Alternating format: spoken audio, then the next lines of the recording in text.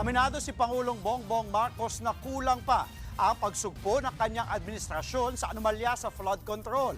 Sa pagharap niya sa media sa Vancouver, Canada, iginiit ng Pangulo na marami pang kailangang imbestigahan dahil marami raw ang hindi napapanagot noong administrasyon ni dating Pangulong Duterte. Banat niya, walang naipakulong ng unang mabunyag sa panahon ni Duterte ang ilang problema sa implementasyon ng flood control. Kaya siya raw ang tumatrabaho at nagpapaimbestiga ngayon sa korupsyong idinulot nito. Kung hindi nga raw niya pinatamaan ng mga kurakot ay hindi lulutang ang flood control scandal. Dahil dyan, may birada ang Pangulo sa mga aligasyong siya pa umano ang mastermind sa naturang korupsyon. And at the time, President Duterte acknowledged that there were great problems in terms of the flood control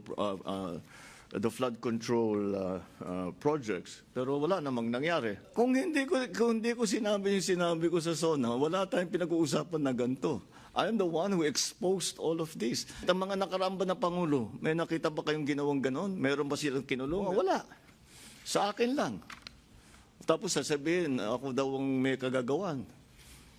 Eh kung talagang racket ko yun, ba't ko sisirain yung racket ko? Di ba? That makes absolutely no sense.